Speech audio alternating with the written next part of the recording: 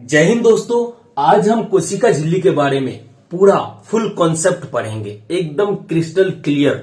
आपको एग्जाम में कोई भी दिक्कत नहीं होगा और जिंदगी भर नहीं भूलोगे, याद रखना।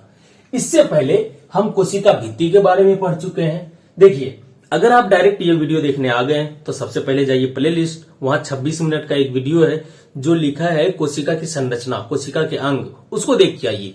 उसको देखने के बाद क्या होगा कि आप जो है ना बढ़िया से कोशिका के अंगों के बारे में जान जाएंगे। उसमें हम बताए हैं कि जंतु कोशिका के कौन कौन से अंग हैं, पादप कोशिका के कौन कौन से अंग हैं, कौन सा अंग यहाँ पाया जाता है, कौन सा यहाँ नहीं पाया जाता है, कौन सा यहाँ पाया जाता है, कौन सा यहाँ नहीं पाया जाता है, सबके बारे में बढ़िया से बताए। जैसे एग्जाम्पल के तौर पे देखें, हम बताए उसमें कि जंतु कोशिका का जो केंद्रक है वो बीच में होता है और जो पादप कोशिका का जो केंद्रक है वो किनारे होता है। देखिए, फिगर से समझ में आ गया। उसी तरह हम सभी अंगों के बारे में बताए हैं, अच्छे से बताए, जाके देखिए, फिर आप इसको देखिएगा तो ज्यादा समझ में आएगा। हालांकि ऐसे भी समझ में आएगा ही, ठीक है, ये मेरा वादा है।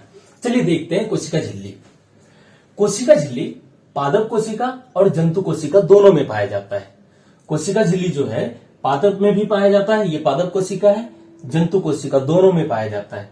अब कौन सा है कोशिका झिल्ली पादप कोशिका में? यहां देख रहे हैं कि पादप कोशिका में डबल लेयर है, ये है पहला, ये है दूसरा, और जंतु कोशिका में सिर्फ सिंगल लेयर है। तो हम आपको पिछले वीडियो में बताए थे कि जो पादप कोशिका का फर्स्ट लेयर होता है वो होता है कोशिका भित्ति। कोशिका भित्ति, अंग्रेजी में बोलते हैं इसको सेल वॉल। कोशिका भित्ति क्या होता है? पादप कोशिका का जो आवरण है उसका फर्स्ट लेयर कोशिका भित्ति होता है, और जो सेकंड लेयर होता है वो होता है कोशिका झिल्ली। कोशिका झिल्ली, सेल मेम्ब्रेन। याद रखिएगा, पादप कोशिका का जो आवरण होता है, हम देखिए उस वीडियो में ये भी बताए हैं कि पादप कोशिका में डबल आवरण क्यों होता है। इसका जो आवरण है, पहले कोशिका भित्ति क्यों है, फिर कोशिका झिल्ली क्यों है, आपको अभी बता देते हैं। कोशिका भित्ति कठोर होता है, मजबूत होता है। पेड़ पौधे का ये कोशिका है, पादप मतलब क्या? पेड़ पौधा। पेड़ पौधा क्या होता है? बाहर में रहता है। अगर उसका कोशिका खुला रहेगा, आंधी तूफान खराब मौसम बहुत कुछ होता है, तो कोशिका क्या हो जाएगा ना, इसका मर जाएगा, पेड़ पौधा नष्ट हो जाएगा। ठीक है, इसलिए कोशिका भित्ति इसके ऊपर लगा दिया जाता है, जो मजबूत होता है, कठोर होता है, और ये पादप कोशिका का रक्षा करता है। इसलिए कोशिका भित्ति इसमें होता है ऊपर में। फिर अंदर में होता है कोशिका झिल्ली, मतलब फर्स्ट लेयर कोशिका भित्ति और सेकंड लेयर कोशिका झिल्ली का होता है। ठीक है, तो आज हम कोशिका झिल्ली पढ़ेंगे। जंतु कोशिका में सिर्फ एक ही लेयर होता है, वो होता है कोशिका झिल्ली का। क्यों? क्योंकि जंतु घर के अंदर रहता है। आदमी भी क्या है? एक तरह का जंतु है, बस अंतर इतना है कि आदमी एक समझदार जंतु है, समझदार जानवर है। ठीक है, तो आज हम कोशिका झिल्ली के बारे में पढ़ेंगे। चलिए देखते हैं। यहां एक वर्ड है, वो क्या है? चयनात्मक पारगम्य झिल्ली। चयनात्मक, यहां आपको देखने को मिल रहा होगा चयन। ये जो कोशिका झिल्ली है ये चयनात्मक पारगम्य झिल्ली है। ये चयनात्मक क्या है? भगवान जी क्या किए? कोशिका झिल्ली को एक पावर दिए। क्या पावर दिए? कोशिका झिल्ली को ये पावर दिए कि कोशिका झिल्ली के पास ये शक्ति है कि बाहर से कोई पदार्थ को अगर इसका मन करे तो कोशिका के अंदर आने देगा, अगर मन नहीं करे तो ये लौटा देगा। उसी तरह अंदर से किसी पदार्थ को अगर बाहर जाना हो, कोशिका झिल्ली अगर चाहे तो बाहर करेगा, अगर नहीं चाहे तो इसको लौटा देगा, कहेगा नहीं। तो कोशिका झिल्ली के पास खुद का दिमाग है, वो सोचता है। पता है, कोशिका झिल्ली जो है ना वो जीवित होता है। ये क्या होता है? जीवित होता है। और कोशिका भित्ति के बारे में क्या बताया था? ये निर्जीव होता है। ठीक है, तो कोशिका झिल्ली का एक पावर हम क्या देखें कि ये खुद डिसाइड करता है कि कौन अंदर आ सकता है, कौन नहीं आ सकता है, कौन अंदर से बाहर जा सकता है, कौन नहीं जा सकता है। जैसे मान लो कोशिका है, कोई ऐसा पदार्थ है कोशिका के अंदर आना चाह रहा है, कोशिका झिल्ली कहेगा ए रुको, कौन हो? कहेगा हम ऑक्सीजन है। कहेगा अच्छा ठीक है आ जाओ, अंदर आने देता है। फिर दूसरा आया, देखता कौन हो? कहता कार्बन मोनोऑक्साइड। कहता नहीं नहीं तुम खराब हो, तुम निकलो निकलो निकलो, तुम्हारा कोई जरूरत नहीं है। अगर कार्बन मोनोऑक्साइड चाहेगा कि हम जबरदस्ती कोशिका के अंदर घुस जाएं तो वो नहीं घुस पाएगा। कोशिका झिल्ली सही से फाटक लगा देगा एकदम जोर से, जाने नहीं देंगे तुमको। समझ रहे हैं? तो ये पावर है इसके पास। मतलब कोशिका झिल्ली क्या करता है ना, ये सेलेक्ट करता है कि किस पदार्थ को आने देना है, किस पदार्थ को नहीं आने देना है। इसलिए इसका नाम है सेलेक्टिव परमिएबल मेम्ब्रेन, चयनात्मक। क्यों? क्योंकि ये क्या करता है, चयन करता है, सेलेक्ट करता है कि ये आ सकता है या नहीं आ सकता है। ठीक है, तो इसका नाम पड़ा चयनात्मक। अब पारगम्य, पारगम्य मतलब पार होने वाला झिल्ली। तो पारगम्य से पहले क्या लगा हुआ है, चयनात्मक, चयन करके पार करेगा, ऐसे नहीं, चयनात्मक पारगम्य झिल्ली। ठीक है, अब देखते हैं थोड़ा सा इस लाइन को अलग करके। एग्जाम में क्वेश्चन आता है, बच्चा काफी कंफ्यूजिया जाता है, वो क्या है, ध्यान से देखना। चलिए देखते हैं, चयनात्मक पारगम्य झिल्ली। चयनात्मक पारगम्य झिल्ली, ये हमारा जंतु कोशिका है, इसका ये कोशिका झिल्ली हो गया, ये हो गया केंद्रक। अब देखना ध्यान से, अगर हम इसको अलग करें, चयनात्मक को अलग करें, पारगम्य को अलग करें, तो चयनात्मक झिल्ली, कोशिका झिल्ली कैसा होता है, चयनात्मक। क्यों चयनात्मक है? क्योंकि ये चयन करता है किसको अंदर आना है, किसको नहीं आना, किसको बाहर जाना है, किसको नहीं जाना है, तो इसलिए इसको चयनात्मक झिल्ली बोलते हैं। अंग्रेजी में बोलेंगे सेलेक्टिव मेम्ब्रेन। ठीक है, अब ये जो पारगम्य है, अगर हम पारगम्य को अलग करें, पारगम्य झिल्ली। अब आप बताओ, अगर हम कहें कि कोशिका झिल्ली पारगम्य झिल्ली है, क्या ये सही है? नहीं है सही। ये किसी चीज को आने जाने देता है एकदम फ्री की ना, जिसका मन हो वो आ जाओ, जिसका मन है वो चले जाओ, ऐसा नहीं है। ये क्या करता है ना, चीजों को चुन चुन के डिसाइड करता है कि ये आ सकता है, ठीक है आ जाओ, ये नहीं आ सकता है मत आओ। तो ये कुछ चीजों को आने की सलाह देता है, कुछ पदार्थों को आने की सलाह नहीं देता है, इसलिए यह अर्ध पारगम्य झिल्ली है। कोशिका झिल्ली कैसा है, अर्ध पारगम्य झिल्ली। याद रखना, सिर्फ पारगम्य नहीं, सिर्फ पारगम्य कब लिखेंगे, जब पारगम्य से पहले चयनात्मक पारगम्य लिखा हो। ठीक है, चयनात्मक लिखा हो तब पारगम्य से सिर्फ पारगम्य लिखेंगे। पारगम्य कैसा पारगम्य, चयनात्मक, चयन करके पार करो। अगर चयनात्मक नहीं लिखा है पहले तो ये अर्ध पारगम्य है। ठीक है, अगर चयनात्मक पहले नहीं लिखा है तो अर्ध पारगम्य है, सिर्फ पारगम्य नहीं बोलेंगे। हम पारगम्य के बारे में पढ़े थे, कोशिका भित्ति के बारे में। कोशिका भित्ति कैसा है, पूर्ण पारगम्य है, कोई भी पदार्थ उसके अंदर आ सकता है, जा सकता है, कोई दिक्कत नहीं है। तो कोशिका भित्ति में ऐसा था, लेकिन कोशिका झिल्ली में ऐसा नहीं है, ये अर्ध पारगम्य है। कुछ पदार्थ आ सकता है, कुछ नहीं आ सकता, कुछ जा सकता है, कुछ नहीं जा सकता है। तो इसको अंग्रेजी में बोलेंगे सेमी परमिएबल मेम्ब्रेन।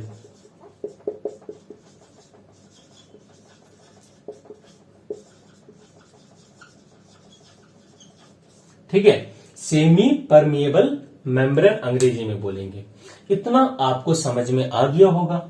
तो दोस्तों हम समझ गए कि जो कोशिका झिल्ली है ये पादप कोशिका में भी पाया जाता है और जंतु कोशिका में भी पाया जाता है। पादप कोशिका का जो सेकंड लेयर है वो कोशिका झिल्ली है और जंतु कोशिका में सिर्फ एक लेयर है वो कोशिका झिल्ली है। ठीक है, ये चयनात्मक पारगम्य झिल्ली है, मतलब सेलेक्ट करके पार करने देता है। अगर दोनों को अलग करें तो ये चयनात्मक झिल्ली है और अर्ध पारगम्य झिल्ली है। ठीक है, यहां तक समझ में आ गया।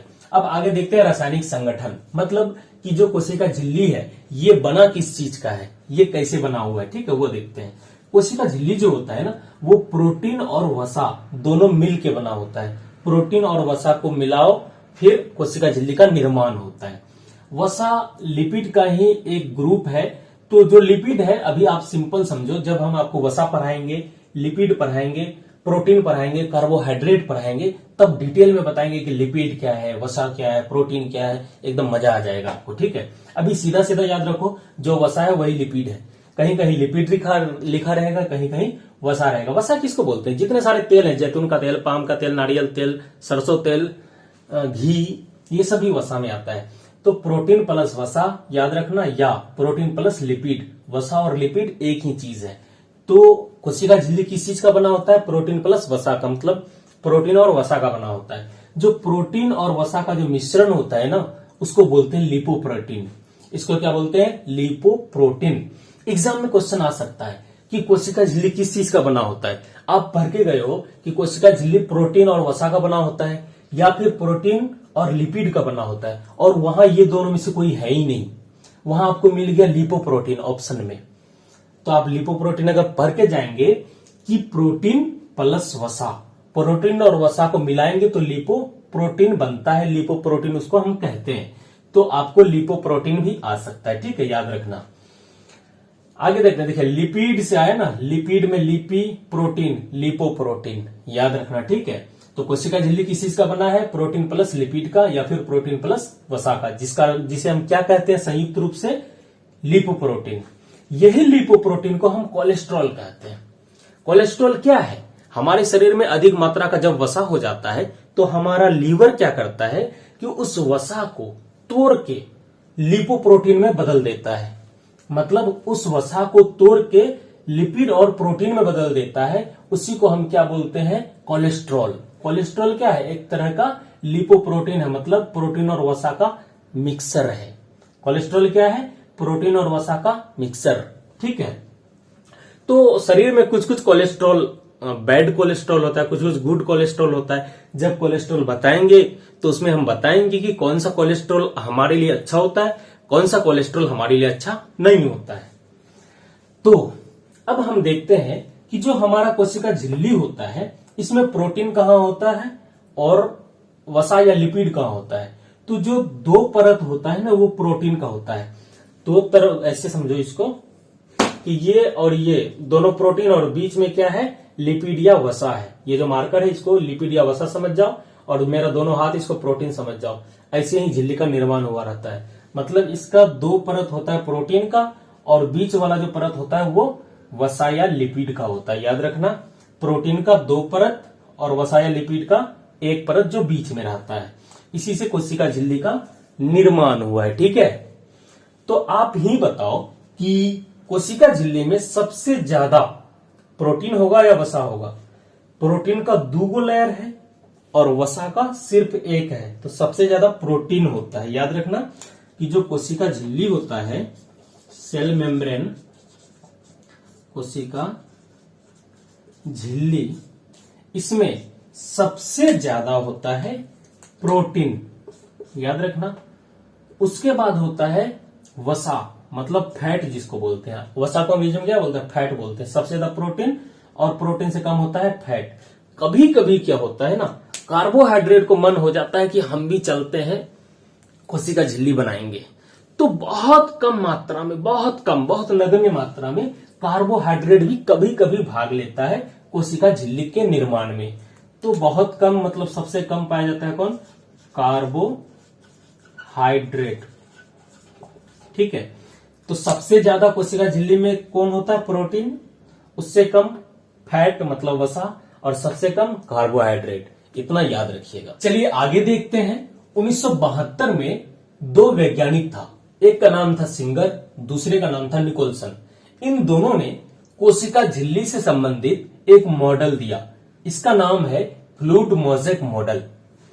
एग्जाम में क्वेश्चन आएगा कि फ्लूइड मोज़ेक मॉडल किससे संबंधित है, तो कोशिका झिल्ली से संबंधित है। किसने दिया, सिंगर और निकोलसन ने। कब दिया, 1972 में। याद रखिएगा, एग्जाम में आता है, ठीक है। अब देखिए, ये जो फ्लूइड मोज़ेक मॉडल है, ये है क्या, ये वही है जो हम आपको बता चुके हैं।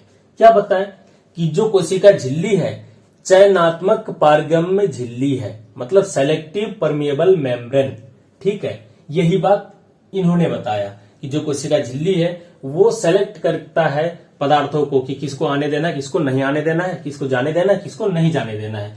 इसी का नाम है फ्लूइड मोज़ेक मॉडल, ठीक है। चलिए आगे देखते हैं कोशिका झिल्ली के कार्य।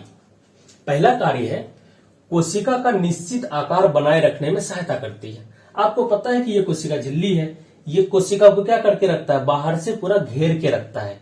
तो जो कोशिका का आकार को मेंटेन कौन रखेगा, कोशिका झिल्ली ही रखेगा, ठीक है। दूसरा है कोशिका को यांत्रिक सहायता यानी मैकेनिकल सपोर्ट प्रदान करता है। अब देखो, ये है कोशिका का बाहरी झिल्ली। कोशिका के अंदर कोशिका का बहुत सारा अंग होता है, जैसे माइटोकॉन्ड्रिया, लाइसोसोम, गोल्जी काय, राजधानी, तो बहुत सारा अंग होता है। सबके बारे में अभी पढ़ेंगे, कोशिका भित्ति पढ़ चुके हैं। और कोशिका झिल्ली पर रहे हैं। ठीक है, तो अब बताइए कि ये सारा अंग घिरा है किससे? कोशिका झिल्ली से। तो कोशिका झिल्ली कोशिका को सपोर्ट प्रदान करेगा। कैसा सपोर्ट? यांत्रिक सहायता, मैकेनिकल सपोर्ट। ठीक है, तीसरा पॉइंट है यह भिन्न भिन्न प्रकार के अणुओं को बाहर निकलने वो अंदर आने में नियंत्रित करती है। ये जो कोशिका झिल्ली है आपको पहले बता चुके हैं, ये अलग अलग प्रकार के अणुओं को बाहर निकलने और अंदर आने में नियंत्रण करती है कि किसको बाहर जाने देना है, किसको नहीं जाने देना है, किसको अंदर आने देना है, किसको नहीं आने देना है। तो ये जो काम करता है वो दो विधि से करता है। उन दोनों विधि का नाम है, इन दोनों प्रोसेस का नाम है विसरण और परासरण। विसरण को डिफ्यूजन बोलते हैं, परासरण को ऑस्मोसिस बोलते हैं। देखते हैं कि ये विसरण और परासरण क्या है जिसका उपयोग कोशिका झिल्ली करता है। और ये जो दोनों विधि है ना, कभी कभी कोशिका झिल्ली पर भारी पड़ जाता है। कोशिका झिल्ली इन दोनों के चक्कर में आके, कभी इसके चक्कर में और कभी इसके चक्कर में आके इतना बड़ा गलती कर देता है कि कोशिका झिल्ली के गलती की वजह से कोशिका की मौत हो जाती है, कोशिका मर जाता है। ये कैसे होता है चलिए देखते हैं। चलिए अब देखते हैं कि डिफ्यूजन और ऑस्मोसिस, विसरण और परासरण ये क्या होता है। अभी हम देखें कि जो कोशिका झिल्ली है वो क्या करता है कि यही दो प्रोसेस से किसी पदार्थ को कोशिका के अंदर या तो आने देता है या फिर जाने देता है। तो पहले हम समझ जाते हैं कि ये दोनों प्रोसेस है क्या, फिर कोशिका में कैसे होता है ये उसको समझेंगे। चलिए सबसे पहले विसरण को समझते हैं, डिफ्यूजन को। एक लड़का है, यहाँ देखो एक दो कमरा दिख रहा होगा, बीच में से बटा हुआ है दोनों कमरा, और एक लड़का है हाथ में परफ्यूम लिए हुए है, वो बॉडी स्प्रे। वो क्या कर रहा है कि इस कमरे में ये पागल हो गया है, अपना पूरा बॉडी स्प्रे ले लिया है, एकदम पूरा धाए धाए धाए धाए चाप रहा है, एकदम पूरा गंद गंद कर रहा है, रूम को एकदम सुगंधित कर रहा है, एकदम पूरा फैला रहा है। इतना फैला रहा है कि ये पूरा रूम को क्या किया कि भर दिया एकदम परफ्यूम से। इतना ज्यादा किया, पूरा कहो कि डब्बा खाली कर दिया। ये लड़का ऐसा काहे कर रहा है? या तो ये पागल हो गया है या फिर विसरण सीख रहा है। तो चलिए देखते हैं। पूरा रूम भर चुका है परफ्यूम से। अब हम क्या करेंगे कि ये जो दोनों कमरे के बीच में दीवार है, दीवार में कर देते हैं छेद। लो भैया कर दिया छेद। अब आप बताओ कि अब क्या होने वाला है। अब यही होगा, कोई भी बताएगा। इस रूम में जो परफ्यूम है वो धीरे धीरे इस छेद के माध्यम से इस रूम में फैलना शुरू हो जाएगा। क्या होगा, जहां परफ्यूम का मात्रा ज्यादा था वो परफ्यूम उधर जाना शुरू कर देगा जहां परफ्यूम का मात्रा या तो था ही नहीं या फिर कम था। तो यहां ज्यादा मात्रा परफ्यूम का तो कहलाएगा किताब का भाषा में परफ्यूम का उच्च सांद्रण। ज्यादा मात्रा को ही उच्च सांद्रण कहा जाता है। जिधर ज्यादा मात्रा मतलब उच्च सांद्रण, जिधर कम मात्रा उसको निम्न सांद्रण बोलते हैं। तो यहां परफ्यूम का क्या था? उच्च सांद्रण था, मतलब ज्यादा मात्रा था। और इधर क्या था? निम्न सांद्रण। निम्न सांद्रण मतलब निम्न मात्रा, कम मात्रा। तो किसी भी अणु का या फिर किसी भी पदार्थ का उसके अधिक मात्रा से कम मात्रा की ओर जाना, उसी का नाम है विसरण। आई होप अब आपको समझ में आ गया होगा। चाहे हम पानी ही क्यों ना ले लें, कि देखो एक ये बर्तन है, हम इसको दो पार्ट में बांट दिए। यहां क्या किया कि इस बर्तन में हम यहां तक पानी भर दिए। इसमें ध्यान से देखिए, पानी यहां तक भर दिए। इसमें क्या किए कि यहां से पानी भरना शुरू किए। इसमें पानी कम रखे, इधर इधर ज्यादा भर दिए। अब हम क्या करेंगे, यहां छेद कर देंगे। अब आप बताओ कि पानी किधर से किधर जाना शुरू हो जाएगा। पानी क्या करेगा, इधर जाना शुरू हो जाएगा, मतलब उसके उच्च मात्रा से निम्न मात्रा की ओर, मतलब पानी के उच्च सांद्रण से निम्न सांद्रण की ओर। और बीच में जो ये दीवार है ना, किसी का भी दीवार हो सकता है, आप लोहे का ले लो, सीमेंट का, ईटा का दीवार मार दो, कोई दिक्कत नहीं है। तो विसरण में क्या होता है कि विसरण सब चीज पे लागू होता है। सब चीज कहने का मतलब हुआ कि ठोस पे भी, द्रव पे भी और गैस पे भी। अगर आपसे कोई पूछे कि विसरण क्या है, तो आप ऐसे बताना, किसी भी पदार्थ का, चाहे वो गैस हो, ठोस हो या द्रव हो, उसके उच्च मात्रा से निम्न मात्रा की ओर जाना। उसको अगर किताबी भाषा में बोलेंगे तो ऐसे बोलेंगे कि किसी भी पदार्थ का, चाहे ठोस हो, द्रव हो या गैस हो, उसके उच्च सांद्रण से निम्न सांद्रण की ओर जाना, यही कहलाता है क्या, विसरण। देखिए समझ में आ गया, कितना आसान है। चलिए अब समझते हैं हम ऑस्मोसिस यानी परासरण को। परासरण के लिए हम क्या करते हैं, एक बर्तन लेते हैं, ध्यान से देखना, बहुत आसान है, कुछ नहीं है। इस बर्तन को दो पार्ट में हम बांट दिए, ये है बीच का दीवाल। अब हम क्या किए कि पानी से हम भर दिए,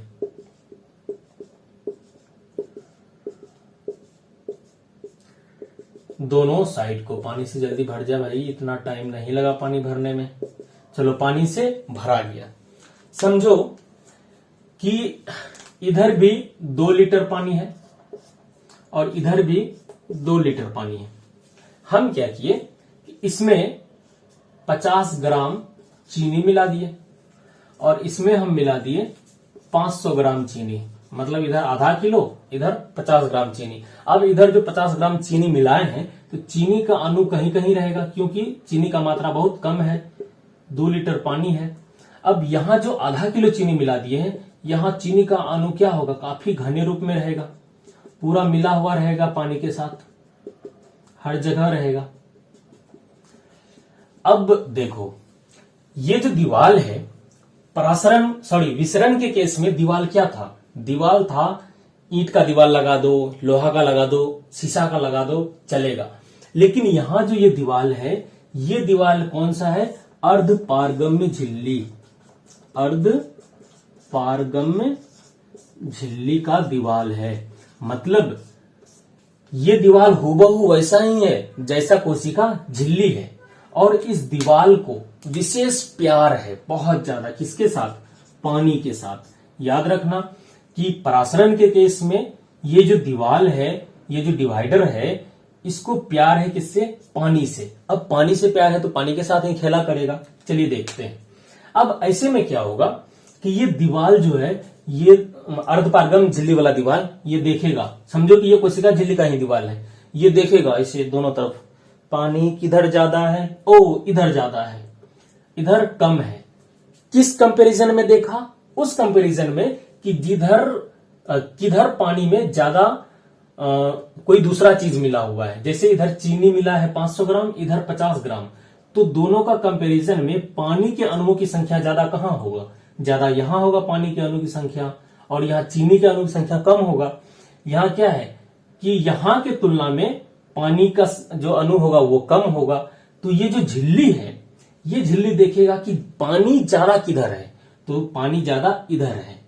तब इधर वाले पानी को कहेगा, भाई उधर का जो तुम्हारा पानी वाला दोस्त है ना, वो खतरे में है, तो एक काम कर, जा उधर जाके अपना पानी की मात्रा को बढ़ा। तो इधर का पानी जाना शुरू कर देगा उधर, मतलब पानी की उच्च मात्रा से पानी के निम्न मात्रा की ओर। हम लिखते हैं इसको ऐसे, पानी की उच्च मात्रा को बोलते हैं ना किताबी भाषा में सांद्रण। उच्च सांद्रण से पानी की निम्न सांद्रण की ओर। ध्यान रखो, पानी की उच्च सांद्रण से पानी की निम्न सांद्रण की ओर। तो पानी की उच्च सांद्रण कहां होगा, जहां पानी तुलनात्मक रूप में ज्यादा होगा। पानी का निम्न सांद्रण किधर होगा, जहां पानी तुलनात्मक रूप में कम रहेगा यहां की तुलना में। ठीक है, यहां के तुलना में अगर इधर कम रहा तो इधर निम्न सांद्रण कहलाएगा। तो परासरण में यही होता है, जो दीवाल होता है वो अर्धपारगम्य झिल्ली का होता है, उसको पानी से प्यार है और वो सिर्फ पानी को ही जाने देगा। अब आपके दिमाग में एक सवाल आएगा कि इधर तो चीनी बहुत ज्यादा मात्रा में है, इधर चीनी कम मात्रा में है, तो आपके हिसाब से चीनी का उच्च सांद्रण इधर हुआ, चीनी का निम्न सांद्रण इधर हुआ, तो चीनी के अणु को इधर आना चाहिए। जरूर, आपका सवाल एकदम परफेक्ट है, चीनी के अणु को इधर आना चाहिए। अगर ये विसरण होता तो जरूर आता, अगर ये विसरण होता तो चीनी का उच्च सांद्रण से चीनी निम्न सांद्रण की ओर जरूर आता, क्योंकि यहाँ चीनी ज्यादा है तो उच्च सांद्रण हो गया, यहाँ चीनी कम है तो चीनी का निम्न सांद्रण। लेकिन ये जो अर्धपारगम्य झिल्ली है ना, इसको सिर्फ पानी से प्यार है, ये कहेगा कि ना चीनी तुमको नहीं आने देंगे, तुमको हम आर पार ना होने देंगे, सिर्फ पानी को देंगे। कहा हाँ, तो परासरण का केस में क्या होता है, सिर्फ और सिर्फ पानी जाता है, किधर से किधर, जिधर पानी की उच्च मात्रा होती है उधर से पानी की निम्न मात्रा की ओर। ठीक है, आई होप आपको समझ में आ गया होगा। अब देखिए कोशिका के साथ क्या होता है, ध्यान से देखिएगा कोशिका के साथ कैसे खेला होता है, ये आपको समझ में आ गया होगा। वीडियो रोक के फोटो बना लीजिएगा और जो हम बोले वो लिख लीजिएगा। होता ये है कि ये है कोई बर्तन, इसमें पानी हम भर दिए, ठीक है। अब क्या किए कि यहां एक कोशिका था रखा हुआ, कोशिका थोड़ा ज्यादा बड़ा हो गया बर्तन के हिसाब से, थोड़ा छोटा कोशिका बनाते हैं। इधर एक कोशिका है, ये कोशिका को हम इसमें डाल देते हैं और ये जो पानी है, पानी में क्या क्या मिला हुआ है, यहां पानी है, पानी के साथ साथ सर्फ मिला हुआ है, तो पानी के साथ साथ सर्फ मिला हुआ है, तो सर्फ मिला दें तो मिला देते हैं। पहले ये कोशिका इसमें डाल देते हैं, चलो डाल दें। जैसे ही कोशिका को हम डालेंगे तो कोशिका अपना जगह घेरेगा, तो वहां से पानी को हटा देगा, तो ये कोशिका यहां डल गया। अब इसमें सर्फ मिला हुआ है इस पानी में, तो हम सर्फ मिला देते हैं। ध्यान से देखना कोशिका के साथ क्या खेल होता है। ये जो कोशिका झिल्ली है किस तरह से कोशिका का जान ले लेता है। तो ये लाल कलर का हो गया सर्फ और काला कलर का हो गया पानी। तो यहां क्या है कि पानी ज्यादा गंदा है, ठीक है। पानी, अब कोशिका के अंदर आपको पता है कि पानी होता है, कोशिका के अंदर जल होता है ना, कोशिका द्रव भी होता है, उसमें जल होता है, तो यहां भी जल है, H2O, यहां भी है, पानी भी है। जैसे ही कोशिका पानी में डूबा तो ये घिरा हुआ है कोशिका झिल्ली से, जो अर्धपारगम्य झिल्ली है। जैसे ही डूबा तो अर्धपारगम्य झिल्ली देखा कि हमारे अंदर ज्यादा अच्छा पानी है कि बाहर ज्यादा अच्छा पानी है। देखा कि इधर ज्यादा अच्छा पानी है, मतलब यहाँ पानी का उच्च सांद्रण है, उच्च मात्रा है, समझ रहे हैं। मतलब यहाँ पानी का उच्च सांद्रण है, यहाँ पानी का निम्न सांद्रण है। क्यों निम्न सांद्रण है? क्योंकि इसमें सर्फ मिला हुआ है, पानी की मात्रा को जो घटा दिया है, सर्फ का अणु ज्यादा हो गया है, विलयन का सांद्रता को बढ़ा दिया, मतलब विलयन को घना कर दिया है। यहाँ सिर्फ पानी है और इसके साथ कुछ खनिज लवण है बहुत कम मात्रा में। तो यहाँ है क्या, पानी की उच्च सांद्रण, यहाँ है पानी का निम्न सांद्रण। तो कोशिका झिल्ली कहेगा, क्योंकि कोशिका झिल्ली को पानी से प्यार है, तो यहाँ का पानी को बोलेगा कि हे जाओ इधर, तुम्हारा जो पानी वाला दोस्त है वो खतरे में है। तो इधर से क्या होगा कि पानी निकल के बाहर आ जाएगा, और जिससे ये जो कोशिका से जैसे ही पानी निकलेगा, देखो कोशिका झिल्ली का ये गुण कि पानी से प्यार करने का, इसका नतीजा देख लो। जहां अच्छा पानी इसके अंदर था, इधर गंदा पानी था। ये भी मोटा मोटी याद रख सकते हो कि शुद्ध पानी से अशुद्ध पानी की ओर शुद्ध पानी का प्रवाह, वही होता है परासरण। तो इधर ज्यादा शुद्ध पानी था, इधर अशुद्ध पानी था, तो कोशिका झिल्ली को लग गया कि इधर से पानी इधर भेजना चाहिए, क्योंकि यहाँ ज्यादा गंदा हो रहा है। तो देखो भला करने चला था, और जैसे ही पानी इधर निकला, कोशिका में पानी की कमी हुआ, अब कोशिका जाएगा सूख, कोशिका से पानी निकलेगा तो ये पचक जाएगा, पचक के फिर क्या होगा, एकदम पूरा से चिपटा हो जाएगा। तो यहाँ पूरा का पूरा पानी निकल गया। जैसे ही कोशिका से पानी निकलेगा, कोशिका जाएगा मर। आपको पता है कि हमारे शरीर से अगर 1% की पानी की कमी होती है तो हमें प्यास लगता है, अगर 10% पानी कम हो तो आदमी मर जाता है। तो यहाँ कोशिका से तो पूरा का पूरा पानी निकल गया, कोशिका मर गया। तो ये है कोशिका झिल्ली का खासियत।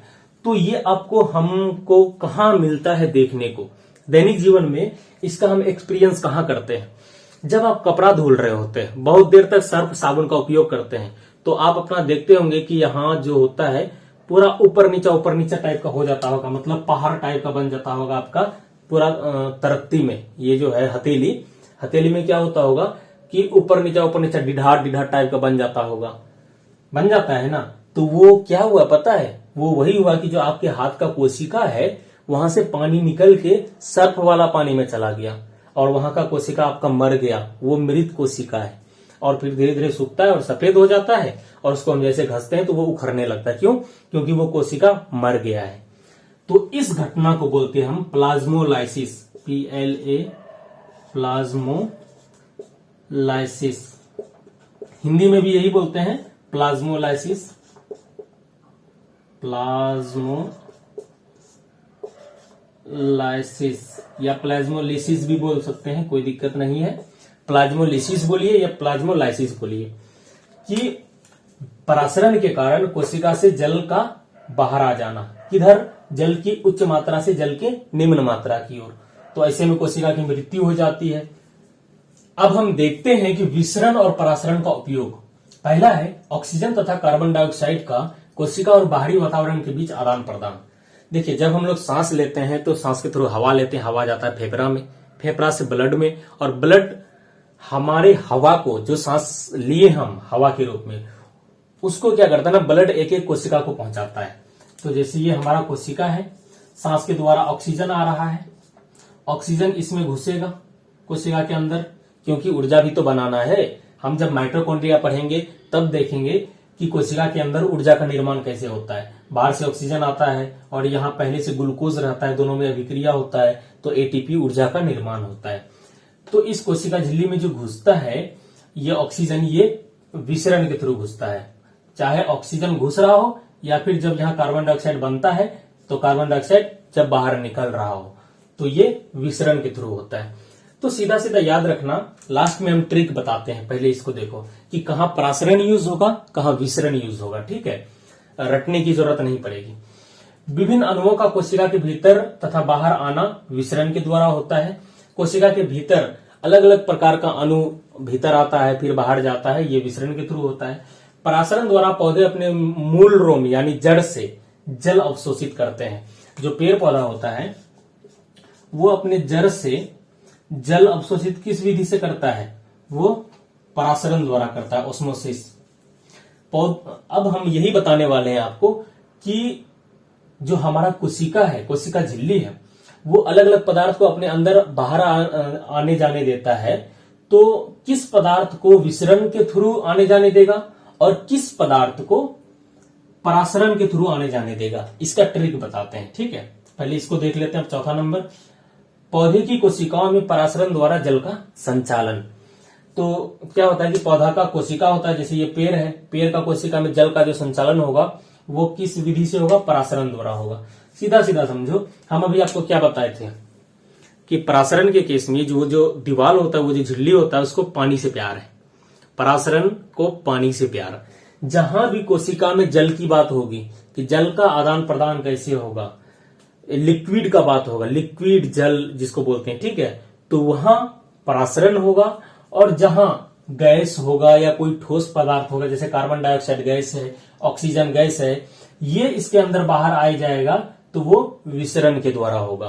तो समझना ध्यान से, जहां गैस और ठोस की बात हो वो कोशिका के अंदर बाहर जाएगा तो वहां विसरण होगा, और जहां पानी की बात हो, लिक्विड की बात हो, वहां कोशिका के अंदर बाहर जाएगा तो वहां क्या होगा, परासरण होगा। क्योंकि परासरण में वो जो दीवार है वो क्या है, अर्धपारगम्य झिल्ली है, उसको पानी से प्यार है। आई होप आपको अच्छा लगा होगा। मिलते हैं नेक्स्ट वीडियो में। कोशिका द्रव्य पढ़ेंगे, फिर माइटोकॉन्ड्रिया पढ़ेंगे, लवक पढ़ेंगे और भी बहुत कुछ पढ़ेंगे। ठीक है।